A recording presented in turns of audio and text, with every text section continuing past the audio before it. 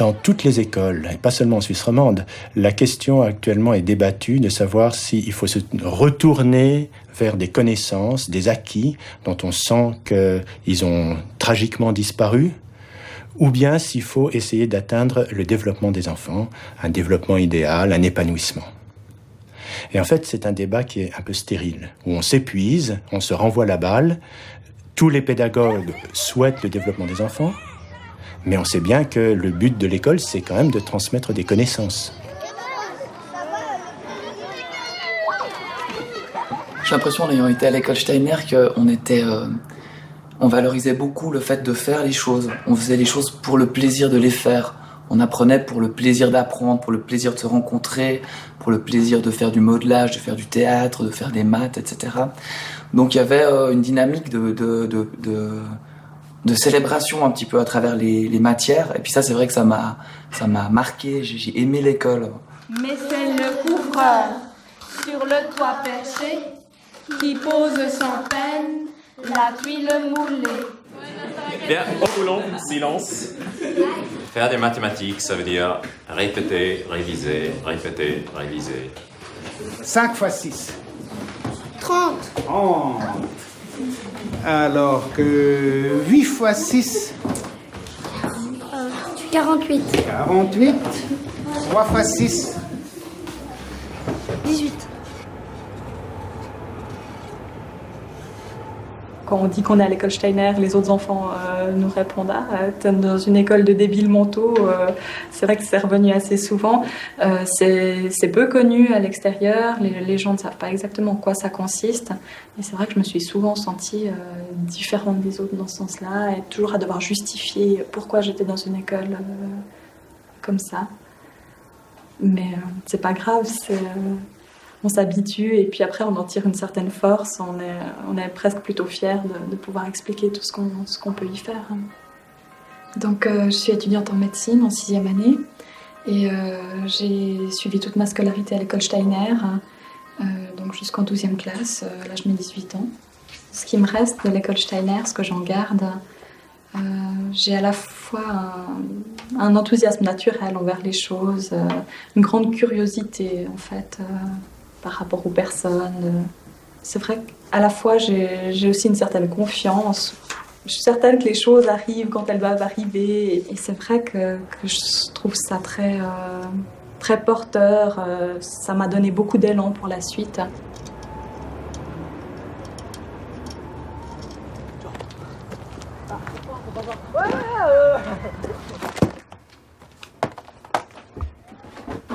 La plupart de nos élèves viennent parce que les parents choisissent notre pédagogie ou la philosophie qui sous-tend la pédagogie de cette école. Dans ce cas-là, ils sont inscrits vraiment depuis tout petit, un jardin d'enfants, et puis ils finissent leur scolarité la plupart du temps.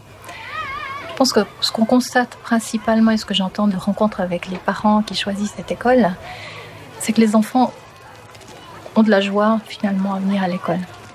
En tout cas, ce qui ressort, c'est qu'un enfant qui vient ici, parfois, en très peu de temps, retrouve l'envie d'aller à l'école, perd le nœud sur l'estomac qu'il avait depuis 6 mois et qu'on n'arrivait pas à cerner. Surtout, je pense, cet aspect-là. Avoir le plaisir d'apprendre, de découvrir, sans que ce soit un stress, à quelque niveau que ce soit.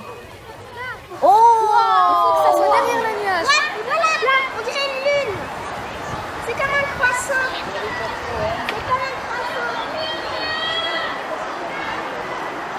C'est quoi que tu regardes ? La lune qui passe devant le soleil. Ce que j'aurais aimé être dans cette école et faire tout ce qu'ils font, ce côté artistique, le côté nature aussi surtout. C'est essentiellement pour ça. Je connais très peu la pédagogie, je l'ai découvert au fur et à mesure et je dois dire qu'elle me plaît beaucoup. Je regrette pas mon choix, je regrette pas du tout. Et quand je vois mes enfants grandir là-dedans, je dois dire que c'est gratifiant pour eux et pour nous.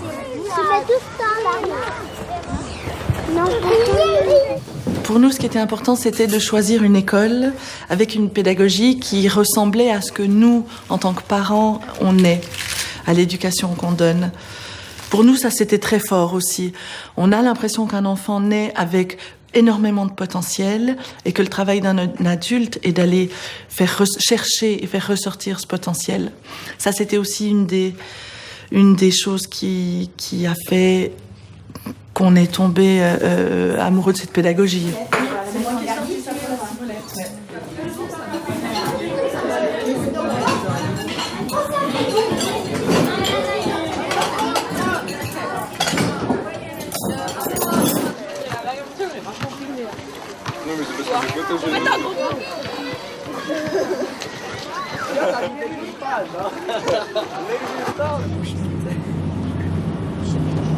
Éduquer, ce n'est pas combattre la vie, c'est la délivrer. Alors, c'est un peu ce qu'on essaye de faire ici. C'est-à-dire qu'on n'essaye pas d'inculquer des connaissances, un contenu de connaissances à fourrer dans la tête des enfants coûte que coûte, mais on essaye de partir de ce qu'est chaque enfant, de se demander quels sont ses talents, ses facultés, ses dons, et quelles sont aussi ses difficultés, et d'essayer de l'aider à dépasser ces difficultés pour lui ouvrir un maximum d'horizons différents et de liens différents avec le monde dans lequel il devra vivre. Et cette idée de relier l'enfant au monde, au concret du monde dans lequel il vivra, et au devenir du monde, pour moi c'est ça le centre de l'école.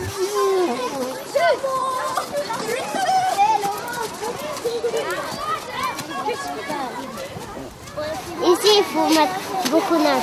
Ouais, là, il y a un gros problème. Ouais, voilà. Ça, c'est quand on prend le fil trop long. Hein. Alors, ne prenez pas trop long, c'est pas la peine. Vous perdez plus de temps que vous n'en gagnez. Steiner a apporté quelque chose de très particulier. Il a observé les enfants et les êtres humains très à fond et il a apporté des notions d'étapes de développement. Il parle même de naissances successives. Puisqu'il dit, quand un enfant est prêt à naître physiquement, il a en lui les forces d'aborder le monde physique. Avant, il doit vivre protégé. Eh bien, si on le fait vivre trop tôt dans ce monde physique, il va en souffrir. De la même façon, si on le fait vivre trop tôt dans certaines facultés qui ne sont pas encore mûres, il va être un prématuré du sentiment, un prématuré de l'intelligence. C'est la pluie qui vient les voir. Ouvrez la porte, entrez, fermez bien à clé. Lise. Moi, j'ai beaucoup, hein. Écoutez. Moi, la musique. Pour avoir une assurance personnelle, donc être sûr qu'on fait ce qu'on a à faire dans sa vie, il faut une assurance corporelle. Sur le front, sous les lèvres. Mais le travail de l'enfant est d'abord de vraiment connaître son corps jusqu'au bout des pieds, jusqu'au bout des doigts, de connaître ses gestes, ses possibilités que donne le corps physique pour se mettre au milieu de la vie. Plus on laisse aux enfants le temps de vraiment devenir sûrs et autonomes, plus qu'ils arrivent à affronter les problèmes. Après, c'est forcément qu'il y a un équilibre psychique à l'âge adulte. Attention, les cuillères! Pas trop fort. Les assiettes. On va secouer la vaisselle. Attention. Et jeter l'eau sale dans l'évier. Voilà.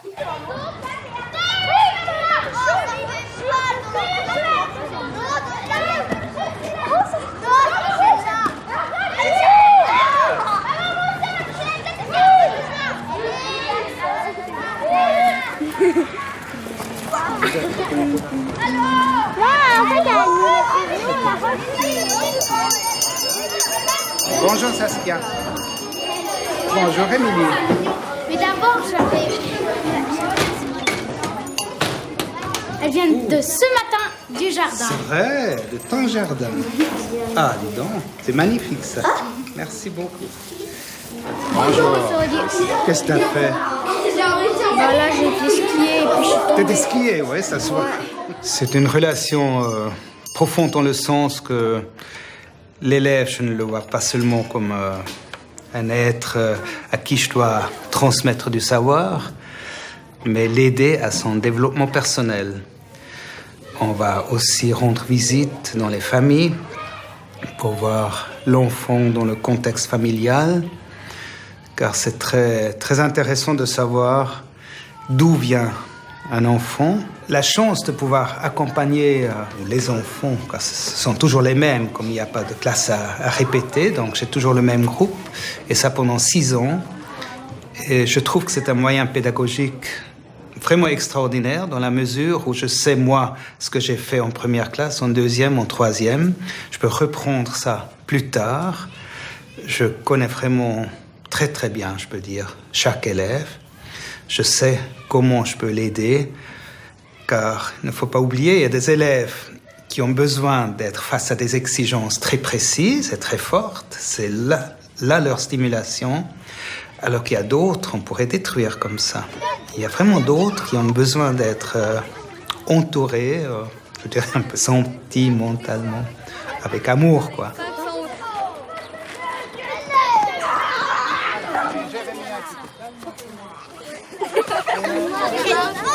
Je crois qu'il ne faut pas être pessimiste pour dire que le monde ne va pour le moins pas très bien aujourd'hui. Or, pour moi, une bonne pédagogie devrait tout comporter en elle, ce qui permettra aux générations futures de changer ce monde. Et c'est ça, pour moi, le grand espoir. Et c'est aussi pourquoi je suis, pour finir, engagé à devenir enseignant dans cette pédagogie-là. Une question qui nous est souvent posée, c'est par rapport à l'anthroposophie. Quel est le rôle de l'anthroposophie au sein de l'école ? Je dirais l'anthroposophie est surtout un moyen pour l'enseignant lui-même de mieux connaître l'enfant, car l'anthroposophie est en fait un chemin de la connaissance de l'homme qui nous permet de ne pas seulement connaître son aspect physique, mais aussi son aspect psychique et, je dirais, spirituel.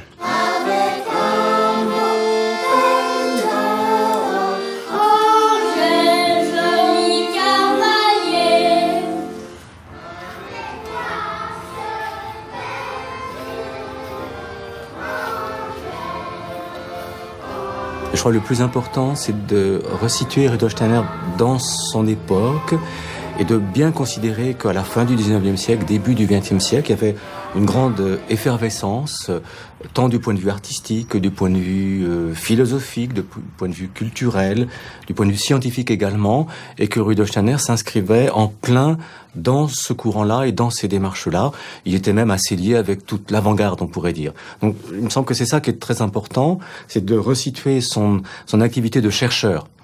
Et ce qu'on pourrait dire pour lier ça avec la question qu'est-ce que l'anthroposophie, c'est de voir qu'il a étendu le domaine de la recherche tout en conservant cet intérêt pour les arts, grand intérêt pour les arts, pour la philosophie, pour les sciences. Il a étendu ça à d'autres dimensions et en particulier ce qu'on appelle la dimension spirituelle. Donc voilà, l'anthroposophie cherche à comprendre les secrets qui résident, on pourrait dire, dans l'univers, le macrocosme et le microcosme également, hein. Et puis, à partir de cette observation, propose une sorte de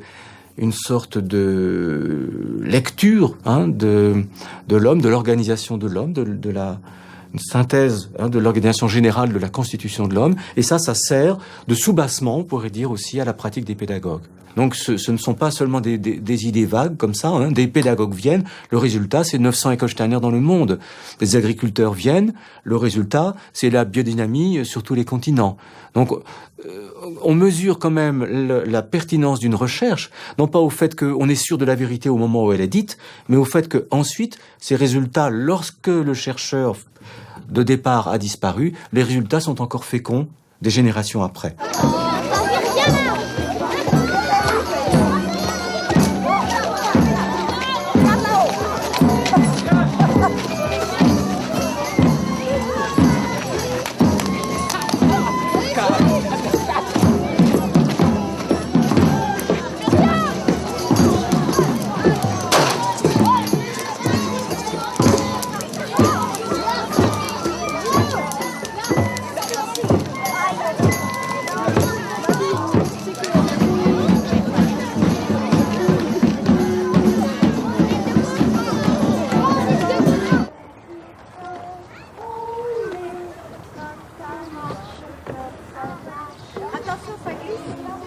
Nous essayons dans nos classes, mais aussi interclasses, de créer une vie sociale de sorte qu'il n'y a pas de violence.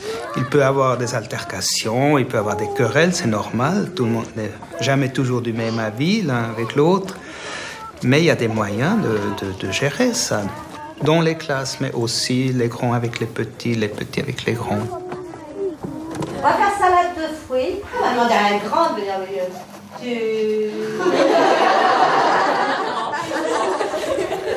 Banane. Fraise. Pastèque, faisons ça.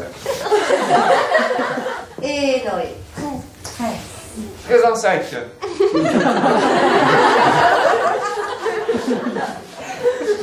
Pomme. Banane.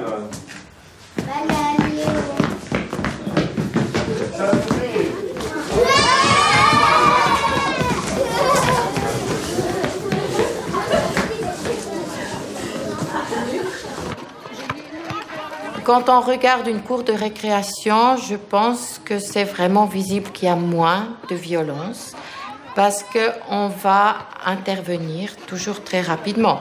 On ne va pas simplement l'interdire ou bloquer la situation, mais tout maître qui est tellement proche de ses élèves va sentir une tension, va sentir un problème et va vraiment faire ce qu'il peut pour trouver une solution. Aussi, les problèmes à long terme, quand il y a des antipathies dans une classe, c'est clair qu'il y en a. On ne peut pas aimer et s'entendre bien avec tout le monde, mais du fait qu'on reste tellement longtemps sur tel nombre d'années ensemble, il faut trouver un moyen de cohabiter, de collaborer, de respecter l'autre. Et cet élément de durée fait qu'on a besoin de résoudre les problèmes et les conflits.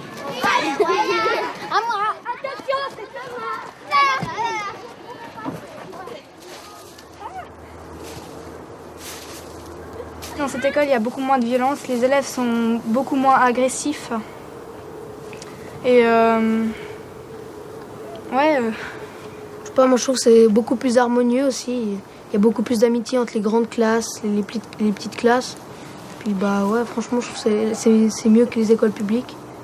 Depuis que je suis arrivée ici, depuis le début de l'année, j'ai pas encore vu une bagarre.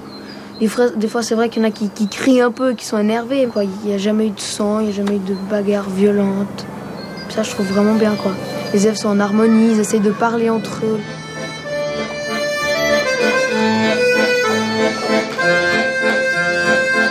Depuis le début de l'année, je donne des cours à des élèves de petites classes et moyennes pour mon travail de fin d'études. Et j'ai vraiment beaucoup de plaisir à être avec eux. Puis quand je les vois dans la cour, ça me fait toujours plaisir quand ils viennent me dire bonjour. Et ça me fait penser à quand moi je jouais à l'époque où j'étais dans les petites classes.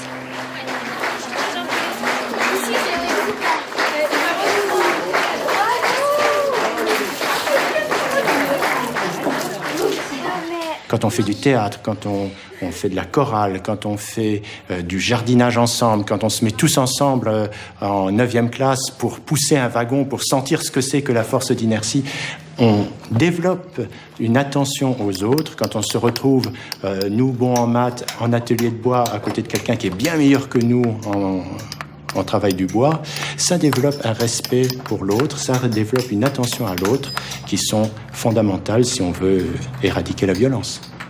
Il faut vraiment y aller. Si vous la retenez, la force du poids vous sert à rien. C'est une question qu'on pourrait se poser à tous les niveaux de l'enseignement et même de l'éducation d'un enfant. Qu'est-ce qui est bon pour lui ?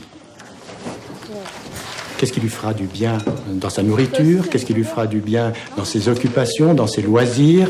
Qu'est-ce qui lui fera du bien dans son sommeil? Qu'est-ce qui lui fera du bien à l'école? Un thé amer, un thé sucré, un thé acide et un thé salé. Pour nous, c'est évidemment cette dernière question qui est centrale. Et on essaye d'y répondre avec le plus de nuances possible. En particulier, par exemple, en tenant compte du tempérament de chaque enfant. Steiner dit que il est très important de partir de ce qu'est un enfant et pas de ce qu'on voudrait qu'il soit. Ça ne sert à rien pour un enfant mélancolique, par exemple, de dire « tu devrais être plus joyeux » ou « tu devrais t'imposer un peu plus ». Non, il est mélancolique, il faut partir de ça. Qu'est-ce qu'on peut faire alors? On peut essayer de trouver des récits, des histoires, des situations dans lesquelles il sentira de l'empathie pour un personnage, pour un événement, et à partir de cette possibilité d'éprouver de la compassion, de l'attention aux autres, il pourra peu à peu sortir de soi-même et s'ouvrir au monde.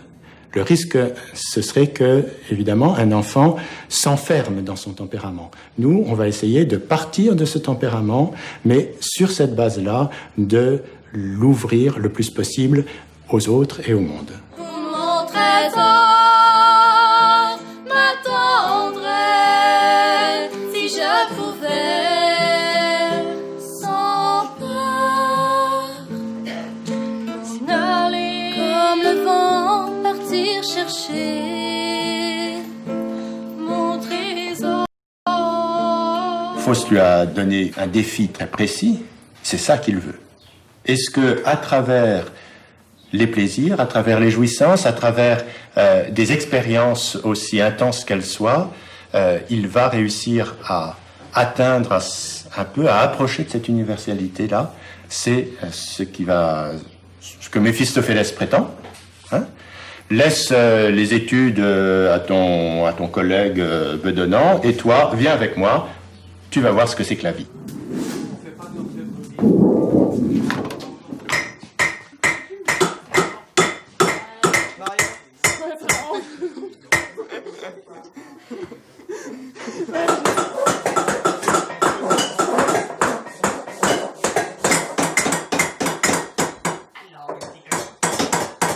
Le plan scolaire, il est établi d'une façon assez étonnante par Steiner. Il nous donne quelques indications, peu de choses, mais ça nous permet à la fois de rechercher la cohérence dans un âge donné entre les différentes branches enseignées. Par exemple, en 4e classe, on enseignera en calcul les fractions, en travail manuel le point de croix qui est la même opération, en chant le canon, en dessin les entrelacs celtiques. Et dans toutes les matières, on essayera d'avoir cette même direction.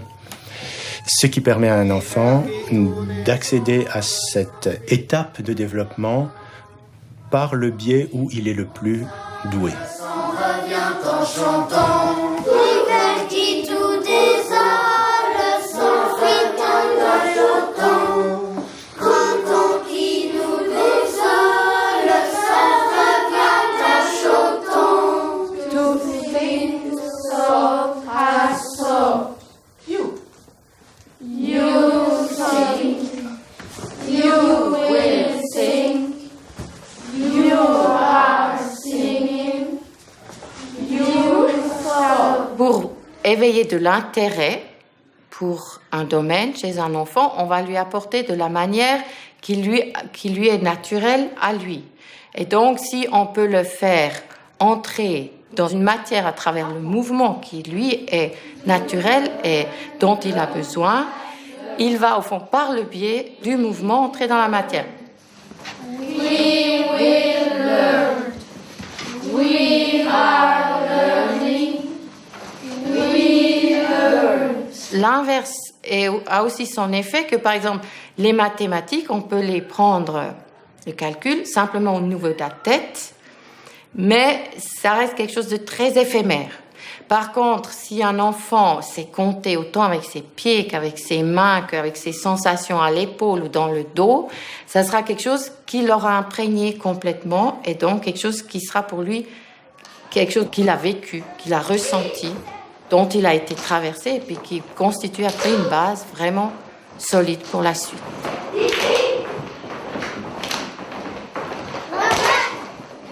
On va jamais essayer d'arrêter le mouvement, mais plutôt de le transformer, que ça puisse devenir un mouvement intérieur. 12 égale 2 fois 6, 4 égale.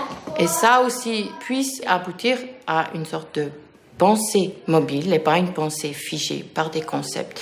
Mais tout est lié avec ce tout début de la scolarité qui est vraiment dans le mouvement physique.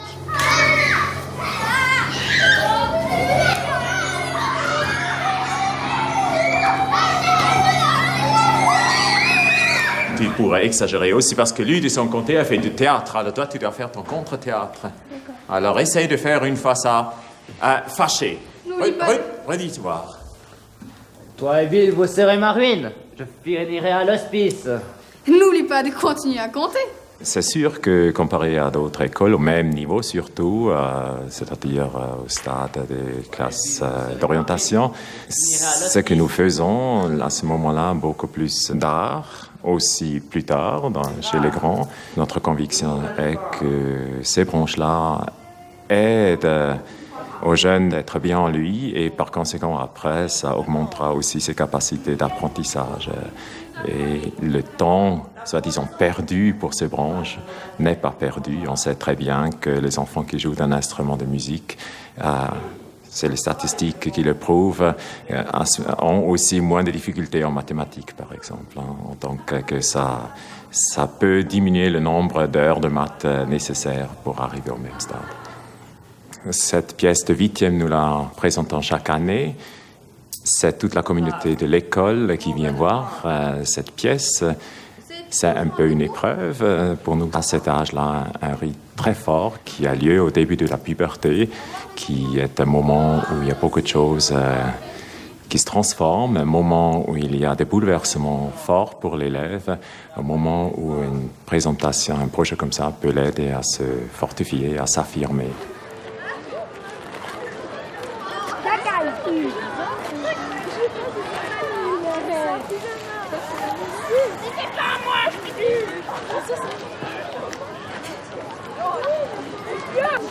Continue numéro 3, s'il te plaît, Johan. 3 puissance 2, c'est...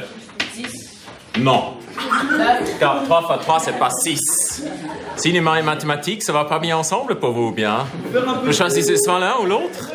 Ce qui est différent à cause de notre approche, c'est que chez nous, les élèves n'apprennent pas pour avoir une bonne note. 3. Moins 5. Et ça nous donne? Nous avons des élèves très forts, qui est un niveau pré-gymnase, qui côtoient des élèves vraiment faibles, qui sont à la limite vraiment très peu scolaires. Un 8e, et si on... En général, il faut commencer une leçon par des choses simples pour raccrocher ceux qui ont des problèmes, et puis on peut augmenter les exigences au cours de route. Et après, il faut trouver des activités qui laissent une ouverture à celui qui est très capable d'aller plus loin que les autres. Ça, c'est déjà bien. 2 puissance moins 2, c'est 1 sur 2 puissance 2. On marque 1. 1 sur 2 puissance 2. Toi, tu dis que 3 au carré, c'est 6. 3 au carré, ça veut dire 3 fois 3, pas 3 plus 3.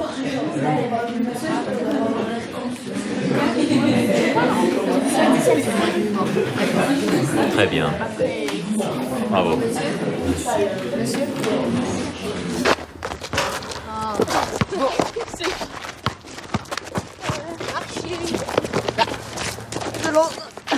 À l'école Steiner, une des qualités, je trouve, comme on est moins jugé sur nos notes, ça veut pas tout dire ici.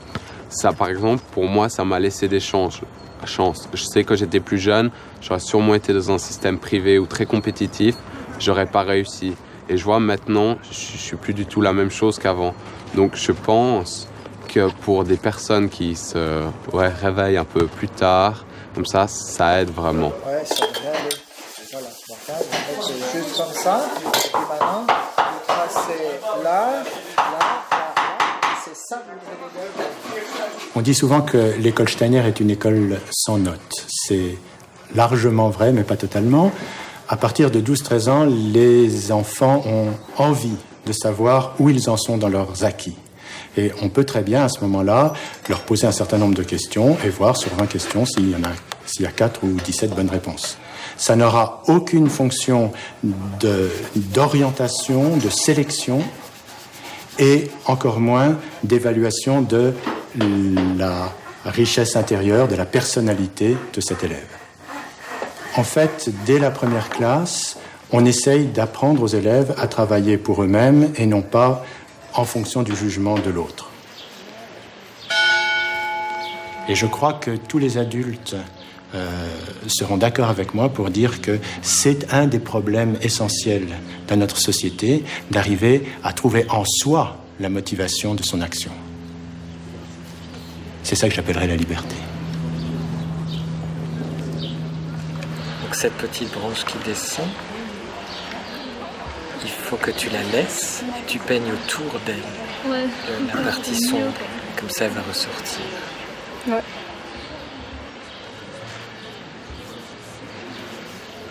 Donc elles les ont prémarquées sous l'avant-toit, sous la lucarne, c'est très très noir, et là elles sont pratiquement claires. Hein. Et puis le reste, après tu peux changer de sujet, parce que c'est vrai que là, à ce stade-là, ça vaut pas la peine de tout recommencer ou de trop corriger.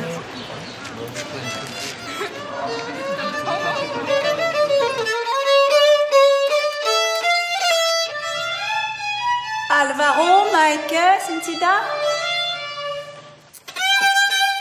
Je fais un échange ici dans l'école Steiner et ça marche parce que une fille dans le 12e dans l'école Steiner ici, elle vient aux États-Unis l'année passée pour une demi-année et maintenant je viens ici et j'habite avec sa famille. So, Beju, und Sie gehen vielleicht in die Mitte. Sie stoßen Sie ein bisschen auseinander. Versuchen Sie es mal.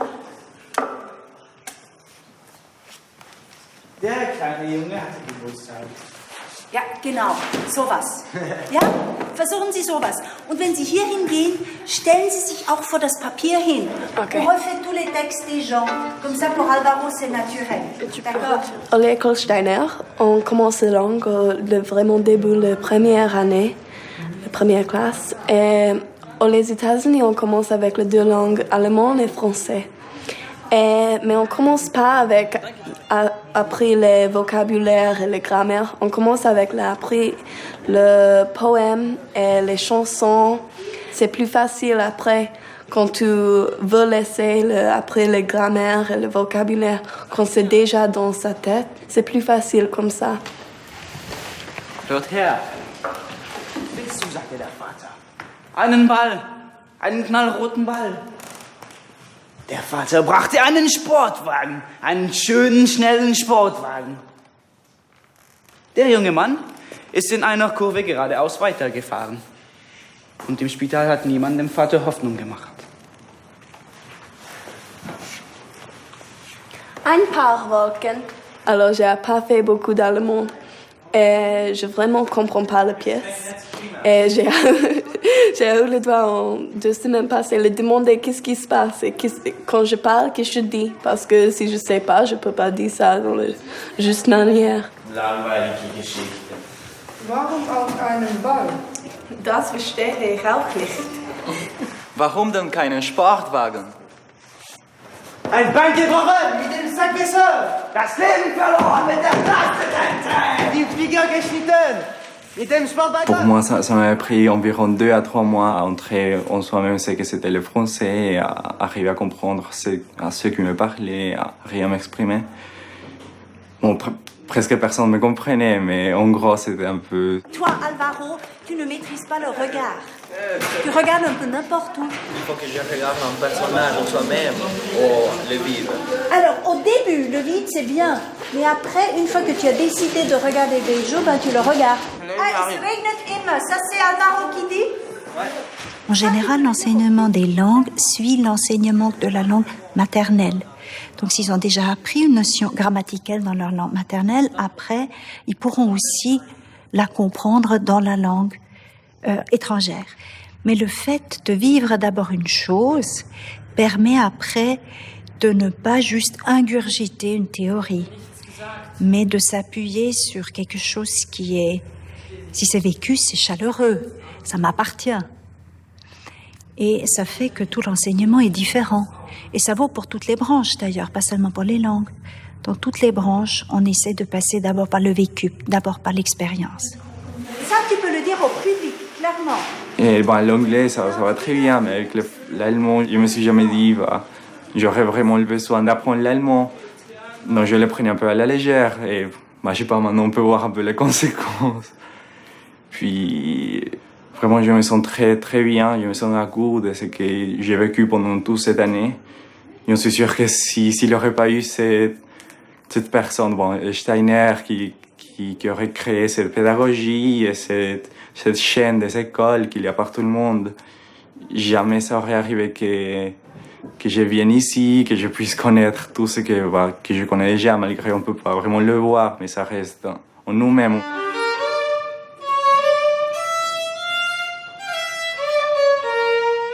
J'ai commencé l'école Steiner en jardin d'enfants, mais en 7e, j'ai arrêté pour 2 années.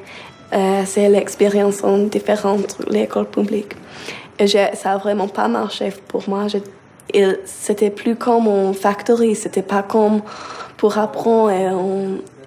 Il a fait beaucoup de tests et examens, et ça c'est tout pour les marques. Et ça, j'aime pas. Dans l'école Steiner, c'est plus confortable, c'est plus comme en famille, tu es proche avec tout le monde et tu peux juste être toi. Oui, j'aime bien ça. Et ça m'a aidé pour trouver qui je suis. Je ne dois pas être comme quelqu'un d'autre, je peux juste être moi. Ce qui est particulièrement intéressant dans la pédagogie Steiner pour les enseignants, c'est le fait que nous sommes très libres de faire nous-mêmes nos programmes, d'après un plan scolaire bien sûr, mais par exemple pour l'enseignement des langues, ça veut dire que je choisis entièrement toutes les lectures. J'ai moi-même fait une grammaire pour les grands élèves, je fais tous les exercices, et ça c'est beaucoup plus motivant et plus intéressant que d'utiliser une méthode faite par quelqu'un d'autre. Alors, les enseignants à l'école Steiner viennent d'horizons très différents et ont aussi suivi des formations différentes, mais chacun a suivi une formation à plein temps ou bien en cours d'emploi, une formation donc spécialisée pour la pédagogie Steiner. Et les enseignants qui enseignent dans les grandes classes ont pratiquement tous fait des études universitaires, bien sûr. Sinon, pour les autres, il y a toutes sortes de chemins qui mènent à l'école Steiner. L'enseignement dans le public. Dans les séminaires Steiner, actuellement, par exemple, il y a pas mal d'enseignants du public aussi. Donc, on n'a eu que 1 heure de dessin peinture cette année. Voire 4 heures. Ça sera moi ou bien Philippe. Travaux aussi. manuels, pareil. Marina, elle aura beaucoup. Elle aura déjà le français, encore 3 heures hebdomadaires.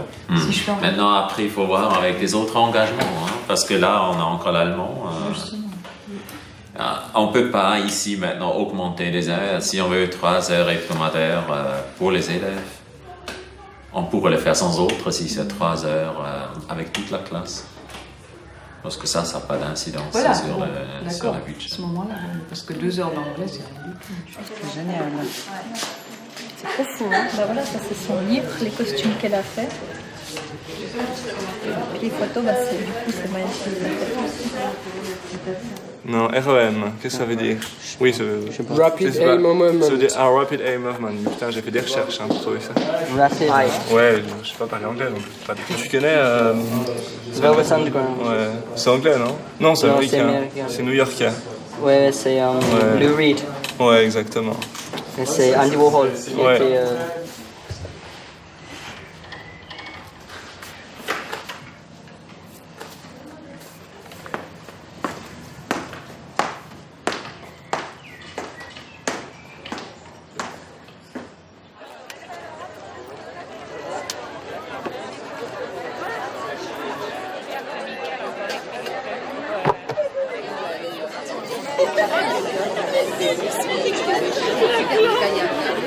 Lorsqu'il y a 1 an, Lisa est venue me voir en me disant qu'elle aimerait faire un travail sur le thème de hasard et destin. J'ai eu un petit moment d'hésitation. Elle a dû le sentir. Pour pas dire que j'ai eu très peur. Ça me paraissait le thème, excusez-moi, mais casse-gueule par excellence. J'ai beaucoup admiré la façon dont elle a abordé ce sujet cette année et c'est pourquoi je me contente de lui passer tout de suite la parole. Il y a de cela maintenant 1 année et 1 mois. Je me trouvais devant une feuille de papier sur laquelle je devais présenter quel serait mon travail de 12e. Je savais depuis longtemps que ce serait quelque chose en lien avec le spirituel et dans une forme concrète, un spectacle. dans lequel je montrerai ce que mon corps, mes gestes, ma voix sont capables d'exprimer. Je voulais un spectacle ayant pour trame l'expression de notre vie intérieure, que je nommais l'âme. J'avais alors 3 thèmes différents, tous en lien avec l'âme, l'expression du cœur, etc. Je me suis dit alors, excédée par mon mélange d'indécision et de fatigue, je vais choisir un de ces 3 thèmes au hasard. Au hasard? Tiens, au hasard.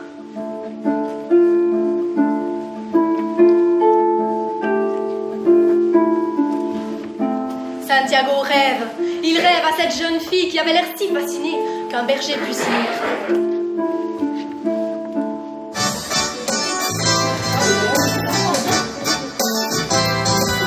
Comment tu t'appelles?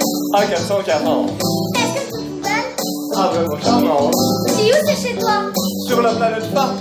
Oui, c'est ça. Bon, ma galaxie n'est pas loin. 1 million d'années-lumière de ta petite terre. Je suis un fils du solfège. Je monte la gamme et je redescends. Dans des poches il y a des bémols, des dièses, des temps et des contretemps. Alors ça c'est vraiment impressionnant. Et les deux sonnent pareil, c'est bien, t'as vachement bien réglé ça. Hein, c'est vraiment impressionnant la différence entre la petite et la grosse. Il y a un bon centimètre presque. Ouais. On a bien fait d'acheter ce chevalet. Hein. Alors, c'est mon travail de fin de scolarité.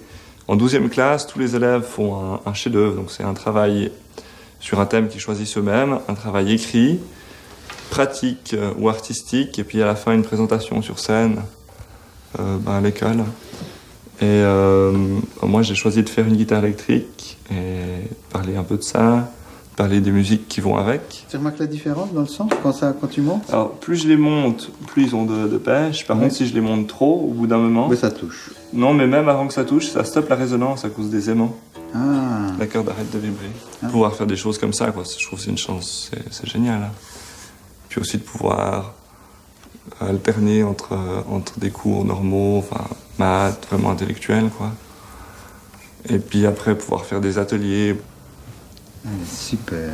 Et de pouvoir faire toutes ces choses un peu en même temps, c'est génial, c'est une grande chance, c'est sûr. Je pense que je mettrai mes enfants à l'école Steiner, en tout cas. Mes enfants, ils ont fait toute l'école ici, toute la scolarité à l'école. Et puis je me suis pas intéressé au chef-d'œuvre jusqu'à ce qu'eux, ils soient concernés. En fait, Rémi, c'est mon grand, il a fait un violon. Et puis, jusqu'à ce moment-là, en fait, j'ai jamais été voir les chefs-d'œuvre. Puis après, j'ai tellement regretté parce que c'est des moments qui sont extraordinaires, où on voit tout le travail pratique, on voit tout l'engagement des jeunes. Et c'est vraiment, il y en a qui ont été vraiment dedans. Il y a une fille qui a fait un travail sur la mort. On était, mais vraiment avec la chair de poule. Pendant qu'elle racontait ce qu'elle avait vécu. Par rapport au deuil de ma maman, j'ai pas eu l'impression qu'on m'a cadré et entre guillemets soigné comme des psychologues l'auraient peut-être fait, mais j'ai eu l'impression de trouver toute la place que j'avais besoin pour exprimer ce que j'avais à dire par rapport à ça et par rapport à tout un tas d'autres choses aussi évidemment. Et ce, à travers l'art et le chef-d'œuvre en fin de compte.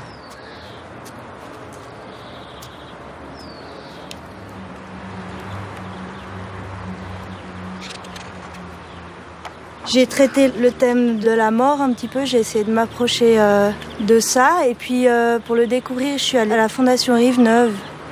Et puis j'ai vécu un mois là-bas, à rencontrer des personnes mourantes. Et puis comme travail pratique, j'ai décidé de créer puis de construire un cercueil parce que ça me semblait intéressant comme thème. Par rapport au deuil, c'était pas quelque chose de direct.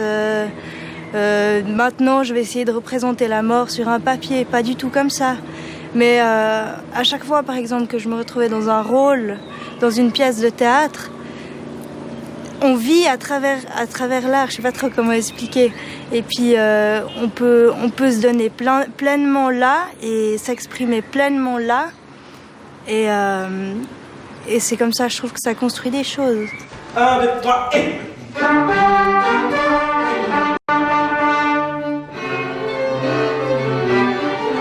je pense que l'art, ça fait partie dans tout. Si on a des maths et du français, ça nourrit l'intellectuel. C'est pour l'esprit, au niveau de l'esprit. Si on fait de la gymnastique, c'est pour le corps physique. Et puis la troisième partie de l'être humain, c'est le cœur, l'âme, on peut dire. Et puis je pense que l'âme, elle s'exprime à travers l'art. Donc, pour qu'il y ait une bonne harmonie intérieure et extérieure dans le développement de l'être humain, je pense qu'il faut avoir un juste équilibre entre ces trois centres. Donc l'art est tout aussi important que tout le reste, en fait.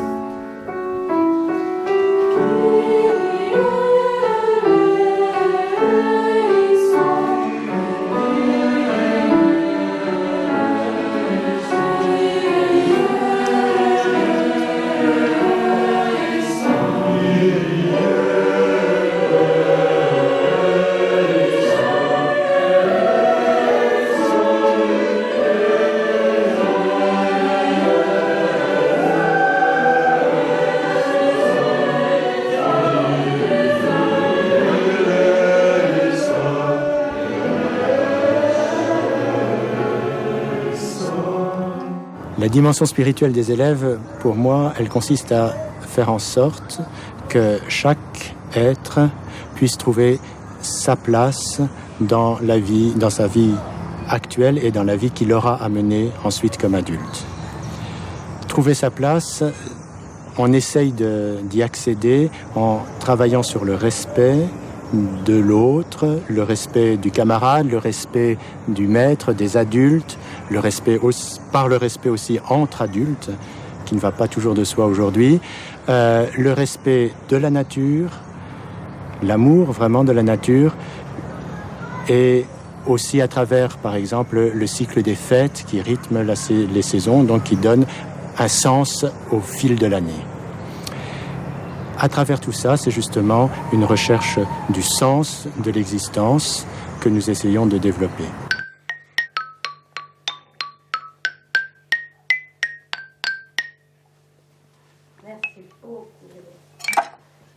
Au jardin d'enfants, c'est beaucoup les fêtes et les saisons. L'enfant est très relié avec la nature et on cultive ça et on suit ce qui se passe dans la nature pendant toute l'année. Ils aiment naturellement la nature et nous on cultive avec des histoires, avec des rondes pour renforcer cet amour qui est au fond d'eux. Alors le rythme est quelque chose qui sécurise de reprendre les choses et puis les enfants apprennent par imitation. Alors on fait les jeux de doigts, je commence, je fais, ils font avec. Petit à petit et par imitation, ils apprennent. Ça donne un rythme aussi et le rythme renforce la confiance en soi. Le rythme renforce la confiance parce que l'enfant ne passe pas d'une chose à l'autre, c'est quelque chose qui revient toujours et ça s'installe au fond de soi. Les petites graines.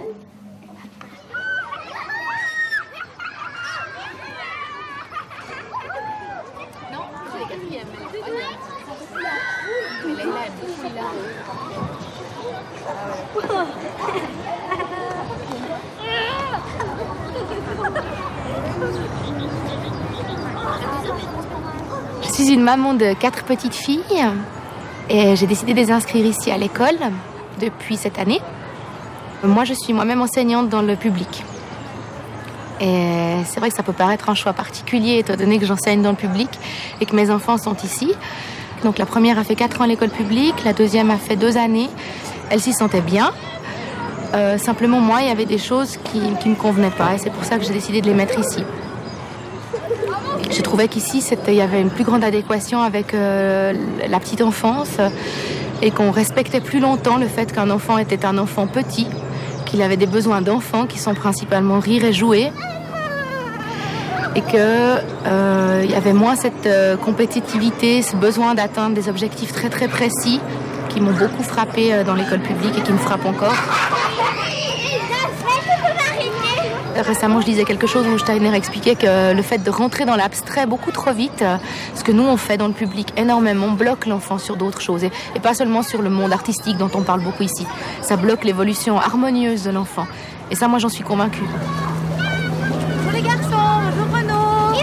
Un des buts aussi qui m'a conduit ici et dont je suis dubitative à l'école publique, c'est le fait qu'on leur donne une confiance en eux, une assise très très forte qui les conduira, c'est vrai, à découvrir des choses un peu difficiles quand ils vont peut-être sortir de l'école, ça j'en suis très consciente.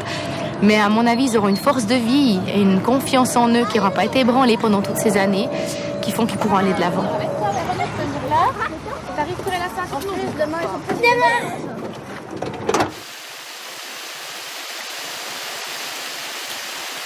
Quand j'étais enfant, j'ai été à l'école Steiner. Cette pédagogie-là, je garde, entre autres d'excellents souvenirs, peut-être aussi une estime pour l'enseignant que j'ai gardé encore longtemps, l'estime pour la personne qui sait des choses que je ne sais pas. Je crois que je garde aussi le plaisir d'apprendre et de découvrir toujours et de savoir que de toute façon, on n'a jamais fini d'apprendre et que c'est toujours un plaisir d'apprendre encore et encore. Et j'ai l'impression que, comme pédagogie, elle nous a permis, ou en tout cas elle m'a permis à moi, d'expérimenter tellement de domaines, avec tellement de liberté et tellement de surprises à chaque fois positives ou négatives, que mon comportement par rapport à la vie, il est teinté de ça et je me sens assez libre par rapport à la vie. Il y a peu de choses qui me font peur, où je sais que de toute façon je peux compter sur mes mains, je peux compter sur ma tête, sur mon imagination pour faire face à plein de situations, quelles qu'elles soient, inattendues, très particulières. Et c'est une attitude par rapport à la vie qui est très sécurisante et dans laquelle j'ai conscience que c'est vraiment un luxe de pouvoir vivre avec ça. Parce que ça donne une grande liberté. Je peux essayer ci, je peux essayer ça, c'est pas grave. Si j'y arrive pas, c'est pas un échec, c'est juste que j'ai appris quelque chose de plus. Et ça, c'est vraiment cette pédagogie. Parce qu'il n'y avait pas de notes, parce qu'il n'y avait pas d'échecs, mais juste des expériences, les unes après les autres, de découverte de la matière, des lois du monde, des lois de la matière et des lois de l'humain. Et ça, vraiment, ça c'est un cadeau inestimable.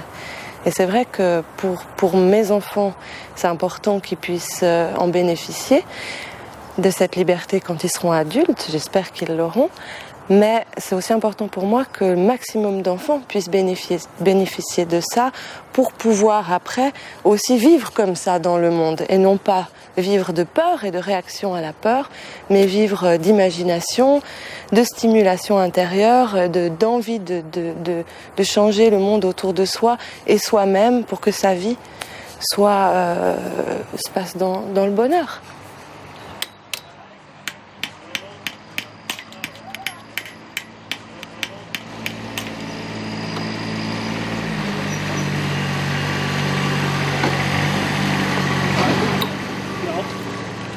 Il y a beaucoup de familles qui sont ici qui n'ont pas forcément un revenu qui leur permette de payer une école privée, mais qui ont fait ce choix avec conviction. Les crêpes et là les glaces.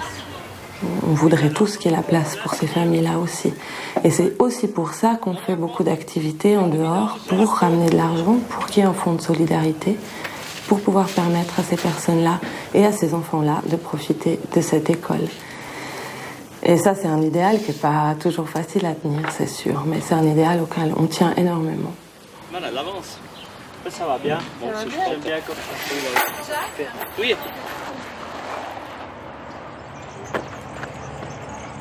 Allez-y, allez-y.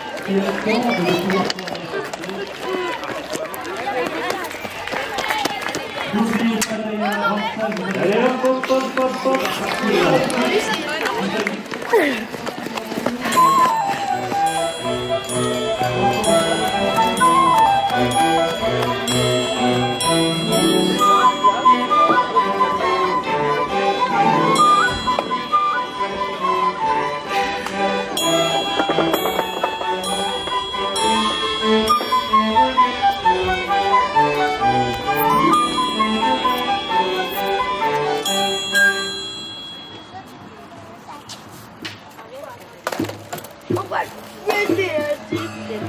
Ouais, celui-ci on peut le rentrer.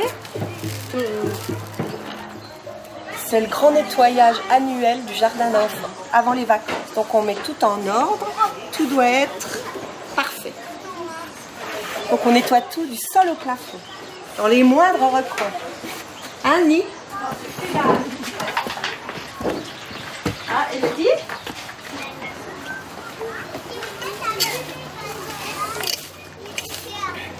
Il y a beaucoup de parents qui sont là pour nettoyer tout ça et faire des choses que certains comme moi n'ont plus l'habitude de faire. Je pense qu'il y a des raisons à la fois financières et communautaires. Hop là! Ça évite de payer un nettoyage et puis on participe comme ça à la vie de l'école. C'est pas forcément la poussière qui paraît la partie la plus intéressante de cette école, mais il faut bien l'enlever. Et plus les cendres aussi, donc c'est vraiment fait.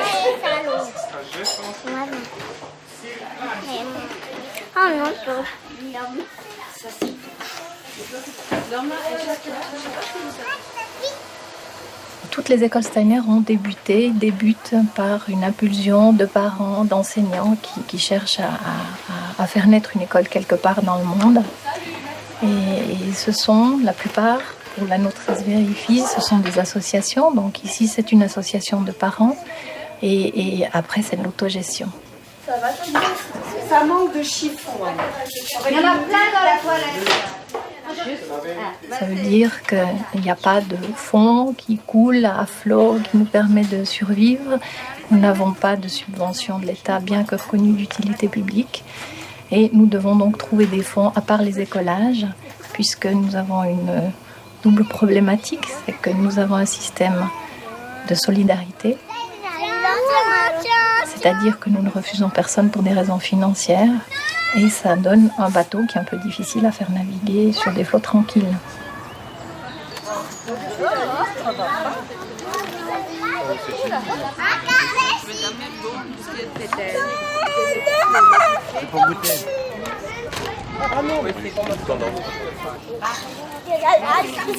Si vous n'êtes pas sur la Terre mais sur la Lune, alors le calcul est faux. Alors en tant que directeur de l'école des Arches, la principale différence que je remarque en ce qui concerne les élèves de l'école Steiner, qui commencent une préparation à la maturité, c'est une disponibilité au travail, un plaisir à travailler et une capacité à apprendre vite qui les met en position de faire des préparations quelquefois assez courtes. Alors le taux de réussite est assez bon. On pourrait même le qualifier de particulièrement bon pour les élèves qui font des préparations rapides et qui rejoignent l'école des Arches après avoir terminé un cycle complet à l'école Steiner en 12e et encore relativement bon pour ceux qui quittent en 10e ou 11e. Vous en avez donné un exemple. Alors il y a eu beaucoup de travail, peut-être plus de travail que d'autres qui ont été à l'école publique. Mais il y a aussi un enthousiasme, une fraîcheur et une envie de découvrir et une envie d'expérimenter. En tout cas, pour ma part, ça s'est passé vraiment comme ça. J'ai reçu mes résultats de maturité aujourd'hui. Voilà. Et puis c'est bon, je les ai réussis.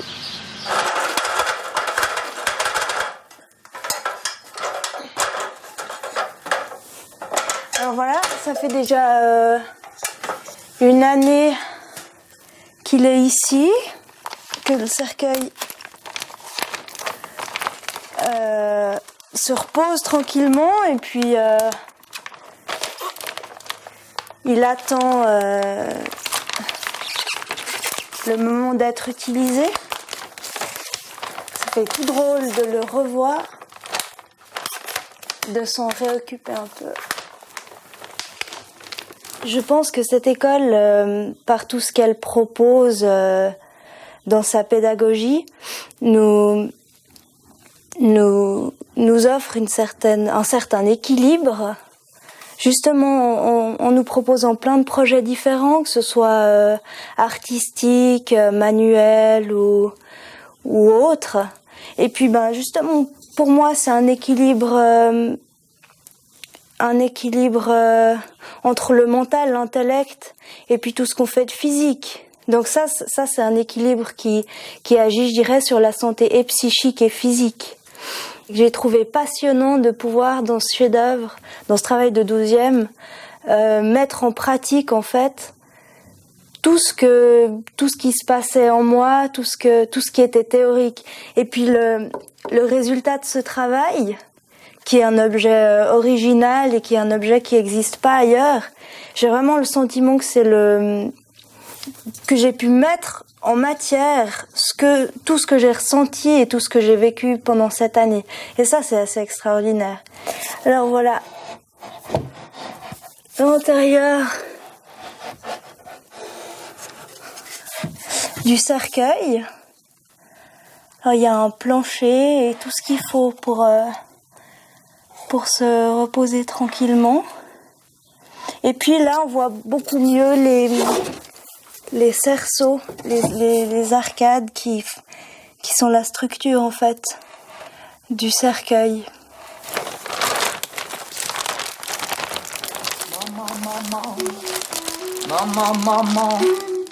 Maman m'a dit, t'as tort, tous les coins de rue sont retors. Papa me dit qu'il a raison, que la vie, c'est pas ça, fiston. Mes potes font des manifs sévères pour aller casser des McDo. Quand je me paie un hamburger, ils me traitent de collabo. Mais moi, les yeux émerveillés, je regarde tout autour et je continue de chanter. Je vis dans un monde d'amour.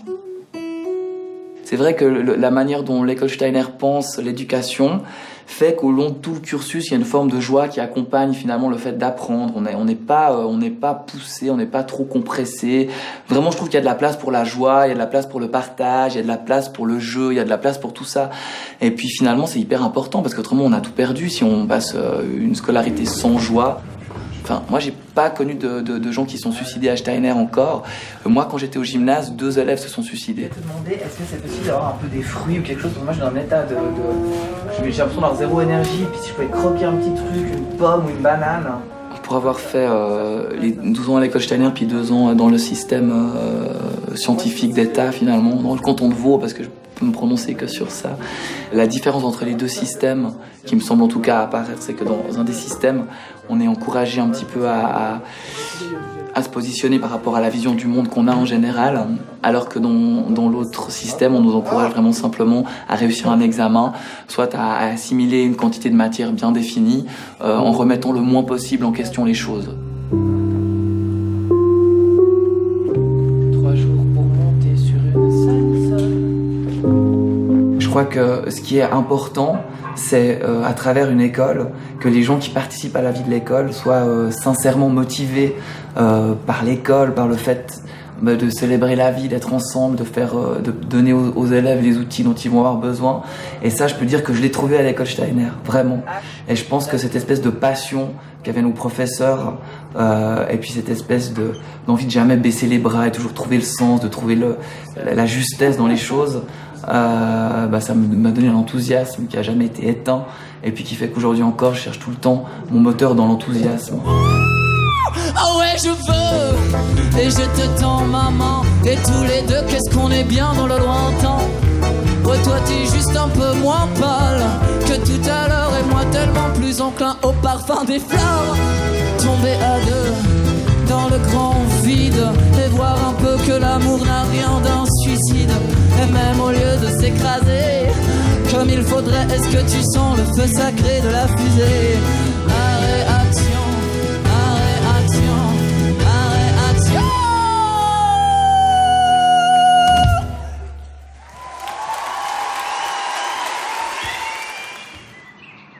C'est pour ça que Steiner a créé ces écoles. Son but, c'était de se dire, si on veut changer le monde, il faut changer les mentalités. Donnons aux jeunes la possibilité de vivre dans un monde où ils sentent qu'ils ont quelque chose à dire et à faire.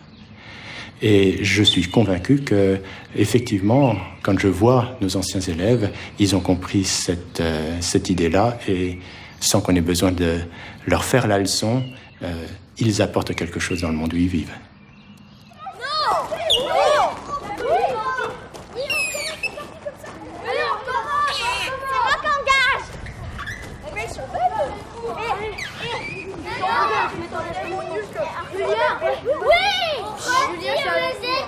Non, comment? Mais il sera loin. Voilà. Ils s'en vont plus. Ils s'en vont plus. Ils sont morts. Mais il y en a. Ah, shit, mais Toronto, ici. Mais il y a pas de Toronto. C'est bon, on a fait.